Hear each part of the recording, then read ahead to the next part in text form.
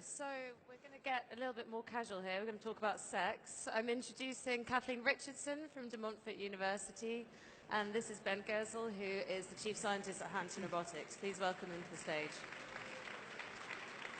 So we're going to have a little bit of audience participation here at this point. Before we start, so that the motion is that we should ban sex robots, I would like to see a show of hands just to gauge the room. Who agrees with that statement, we should ban sex robots? Okay. Right. This is, yeah, okay. I hope that doesn't psych you out too much, but we've got a minority review here.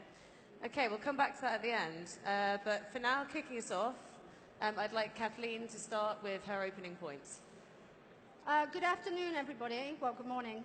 The first thing I'd like to do is I'd like to appeal to your goodness. I'd like to appeal to your humanity. I've not come here to tell you off, to tell you that there's something wrong with you. I really want to connect with what you value in life, and I believe that is our humanity with each other. So I'm going to try and persuade you, and I've got 6 minutes to persuade a male audience, mostly male, about why sex dolls and sex robots aren't a good idea. So the first thing I want to do is I want to look at some of the arguments. One of the arguments is a sex robot is nothing more than a sophisticated vibrator. Now, I don't know if you've ever seen a vibrator, but they're about this big. Some of them are about this big. They're not fully fledged humanoid robots at all. And in fact, as far as I can remember, and I've been looking through the archives, no one ever said a woman would be able to marry a vibrator by the year 2050. Nor did they say it would be a girlfriend. So there is something different going on here, right? I mean, you must agree with that. It's not just a tool. So what is it? What's really behind this idea that a doll or a robot in the form of a woman is something that a man can have a relationship with? He can have an intimate sexual relationship. I think if you really want to understand that, you have to understand our distorted world of inequality. In our world, we live in a world where there are 42 estimated people in prostitution, and most of them are women and girls. So outside of this room, there's a whole infrastructure that says to men, it's okay if you go into the world and not take into account the thoughts and feelings and experiences of women and girls. In fact, you can pay a price and you can have access to their body. And not only that, they're going to bring that to you through pornography as well. So in that world, this egocentric, I call it the egocentric individualism, it's built on a model of the master and the slave. Because the master, too, never had to take into account what his slaves were doing or thinking or feeling. He was the one in charge. So what I'm asking you to think about is this asymmetry in our world that exists, that allows a commercial industry in human bodies, mainly women and girls, to be purchased by men. Sex robots are an outcome of that kind of egocentric misogyny. These women in those industries are not recognized as full human beings because all they need to do is to provide sex. In the same way, the people who create these sex robots are trading on that idea that they're nothing more than sex dolls. So, what can we do about this? Well, I want you to think, you know, I know that you're thinking right now, oh no, this is you know, hysterical. It's not that, it's just a doll, it's harmless. But I want you to imagine for a minute, right, that in an agricultural system, in a factory system today, they decided to develop a robot for the agriculture. But they decided to make that robot a black robot. Everyone in this room would recoil in horror. And actually, the same thing is going on when we design images, these misogynistic images of women and girls in dolls, and we say that's what women are good for. But we've got to a point in our society where we can't even tell anymore whether something is misogynistic or not. So we've had a huge cultural discussion now about sexism and misogyny, because there are so many men out there who think what a woman's good for is sex. If women want real equality, we must ban those industries where our humanity is not recognized. And I tell you what, men, those men in the room that agree with this, your humanity will become recognized if you become our allies, because you stop being an egocentric individual and you start becoming a relational individual, a human being. You get to enrich your humanity by believing in equality for all human beings. And I just want to draw my attention to one last thing, because I think it's about time. Hanson Robotics, it shouldn't be lost on people in this audience that they decided to showcase a robot called Sophia to Saudi Arabia, where they don't even acknowledge the human rights of women, and they have a mass slavery market. And I tell you, women and feminists and men who believe in the equality model that I'm proposing, that was not lost on them, that you decided to showcase your robot in a system, in a society where women are not valued. And I think companies like this, at the end of the day, they want to trade on misogyny, they want to trade on the dehumanization of women, and they don't care about what's going to happen to us or whether there are any negative effects. So I want you to think about your humanity and what kind of humanity you want to keep producing as technologists in the world. And I hope you will choose the equality model. Okay, right. We've got... Cool. Thank you very much for your opening statement. You've got plenty to be getting on with, so I'm going to just let you get on with it. Yeah, so there's a lot of different issues wrapped up here.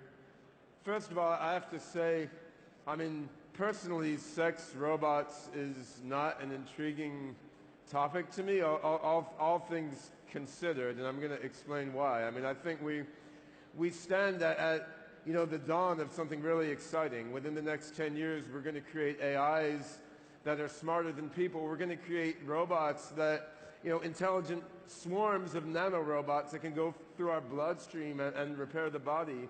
We're going to create, a global brain of networked together AIs connecting together all sorts of learning and reasoning machines doing things in every vertical market. And that's the main thing I have been here at the Web Summit to talk about, our SingularityNET project, which is a blockchain-based open market for AI. We're going to connect our brains to computers, allowing us to expand our short-term memory and learn things with a generality and rapidity we can't imagine now. We're going to be able to upload our minds into all sorts of different bodies, not necessarily of human form, or live in virtual worlds as we wish. So given the spectrum of possibilities that are opening up now, I mean, sex robots are really among the least dramatic things that you could think about. And on a personal level, I haven't yet felt a desire to have sex with a robot. I'm perfectly happy with human women so far. On the other hand, why I think this is an important issue is I don't want to see governments and societies go down the road of banning technologies based on, their potential indirect implications. I think that's quite dangerous, and the dangers could be seen a lot in human history. I mean, if you have a robot which is not sentient and does not have conscious experience in the sense that people do, the robot is not being hurt by whatever the person who has bought it is doing with it, then I don't see why the government should be in the business of stopping a man or a woman from having sex with that robot. I mean, the argument has been made that we should ban people having sex with robots because in some way that's conceptually reminiscent or psychologically related to exploitative things people do with humans. And I mean, that's similar to the argument that you shouldn't be able to play Grand Theft Auto because it's psychologically reminiscent of running people down in the street on your car, or say you shouldn't be able to play the game Civilization because that might make you want to take over the world and become a dictator. And I don't think the government should be in the business of banning things proactively because they may be mentally associated with other bad things, because then what happens when we have brain-computer interfacing technology? Then what happens when we have nanobots that can modify our genomes to improve us? People will say these things are bad and they're associated with potential bad things, even if they're not directly dangerous. So we don't want governments to do that, both because it's immoral, it's against the Western ideals of freedom, and also because it won't work.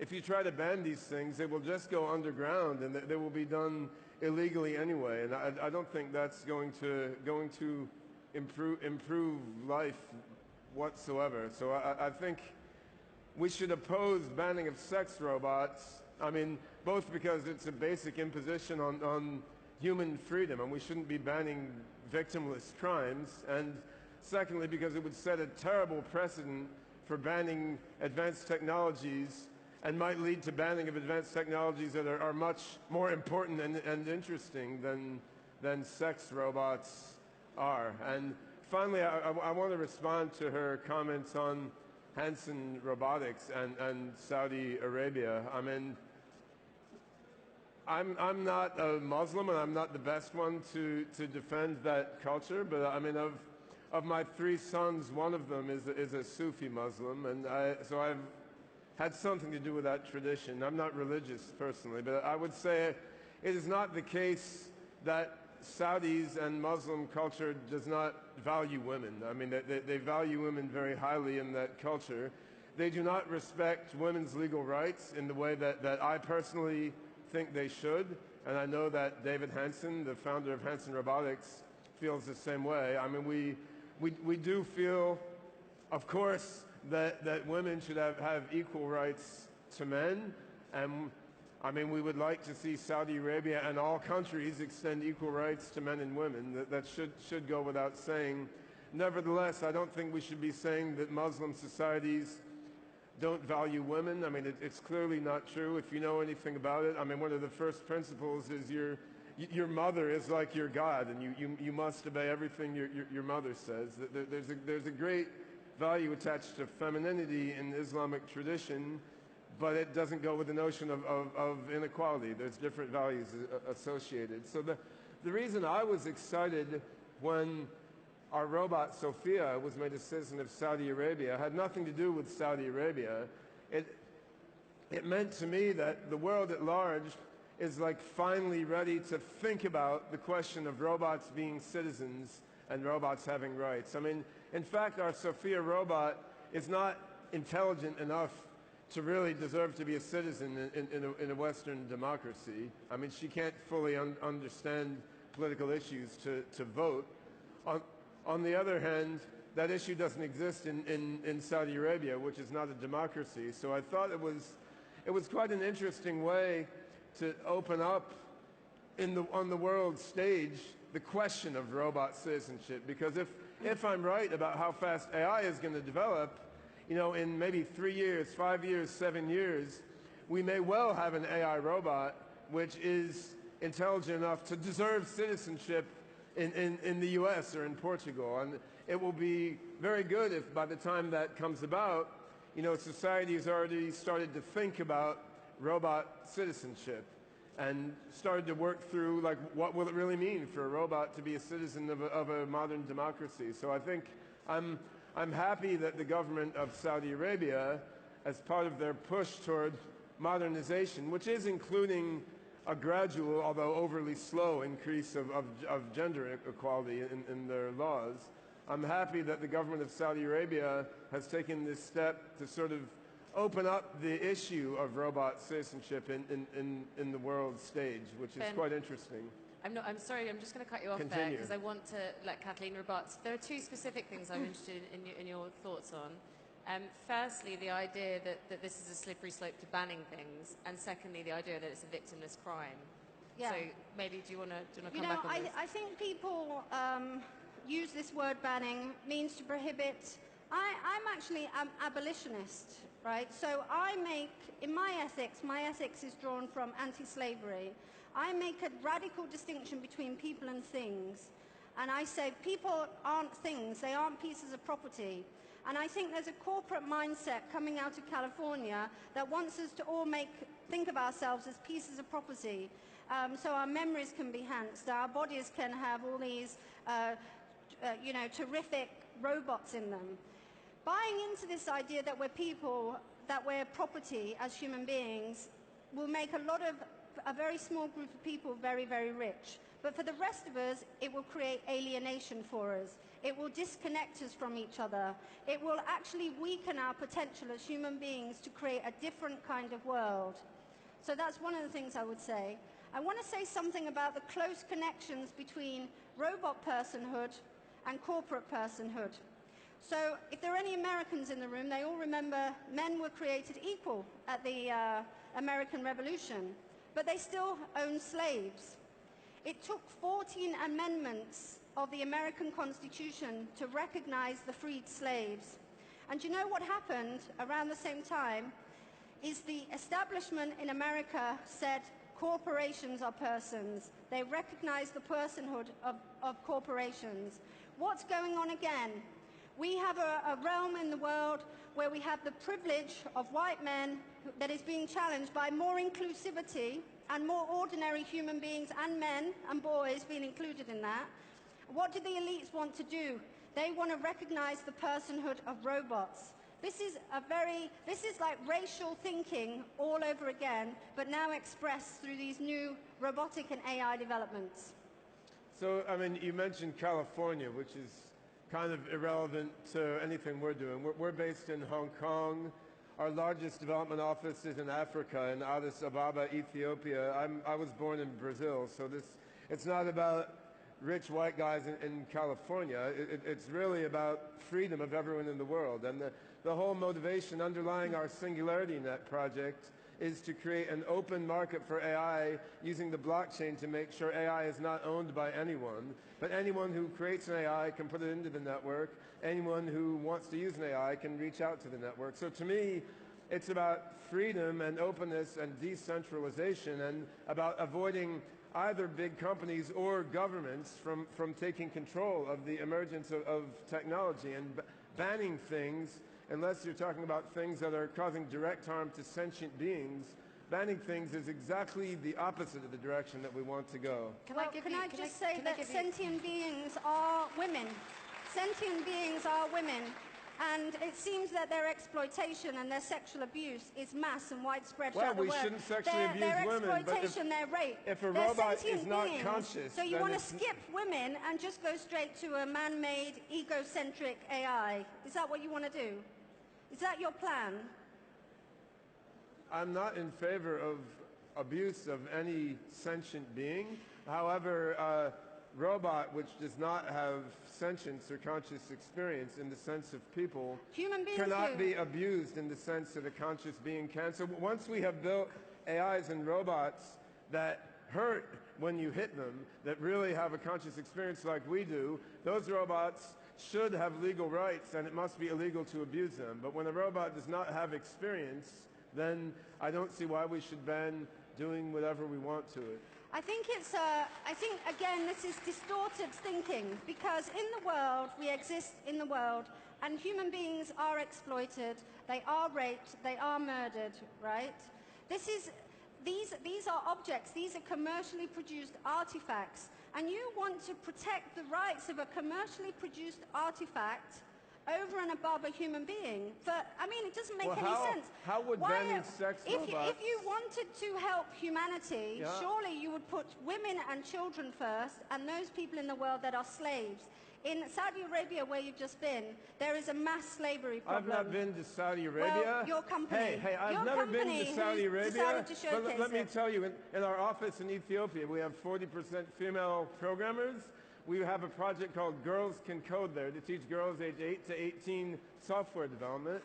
Taking initiatives like this helps women much more than banning people from buying sex robots. How does banning sex robots help the women and children in Africa? How does it help them? Well, do you know what will help women and children in Africa? Can I just say the people who are clapping, there are 6 people in the world that own half the world's wealth, and most of them are white men, and they're in corporations in the United States. We are talking about a mass unequal system here. It's not this neutral. Having a few women in programming does not address the commercial, egocentric model that we live in. How will banning sex robots stop a handful of wealthy white and Chinese men from controlling a majority of the world's wealth? Do you know, I'm glad, Governments, let's come back to These governments. guys will buy all the sex robots they want Whatever people might anyway. think of governments, you voted for your governments. You did not vote for these corporations. They have no mandate, right, in which to operate in the world. People have the right to elect people, their elected representatives, and they have the right to get rid of them. What we're trying to be persuaded by is this myth that somehow these corporations are neutral in the world and that they're going to do the right thing because it's all about individual freedom. Well, some people believe that it's individual freedom to go and buy a child in the Philippines and watch them being raped and tortured. Some people believe that. It's called libertarianism. I believe we should have a different kind of humanism, and that should influence how we create technologies and how we create our social systems. I'm gonna let you just say literally one sentence, and then I'm gonna take the final vote. I think I've already summarized my main points. I'm certainly not in favor of selling children or women against their will, or exploiting humans or sentient robots in any way. And the fact that one of our robots was made a citizen of Saudi Arabia does not constitute an endorsement of everything the Saudi government does, any more than taking a U.S. government contract constitutes an endorsement of everything Donald Trump does. I mean, we're in favor of freedom and of decentralization. I tend to agree that it's a bad thing for a few major corporations and large governments to have control over technology development or human rights. I would like to see blockchain, AI, and other technology used to make things more decentralized. But as part of that, we want the governments of the world to increase freedom in any way we can that's not directly hurting people, rather than banning things. Even banning things that aren't all that critical, like sex robots. Banning things sets the wrong trend. It's in the wrong direction. We only want to ban things when it's absolutely necessary to do so, to protect people from harm. I'm afraid we've reached the end of our time. Please say thank you to both panelists. The only thing that now remains is for me to see if you've changed your mind. So I'd like to ask the floor again. Would you ban sex robots? If the answer to that is yes, please raise your hand. Okay, I actually think that you persuaded a few people. I think so. So, yeah, brilliant. Thank you very much for your time and for listening to the debate. Thank you, guys. Thanks very much.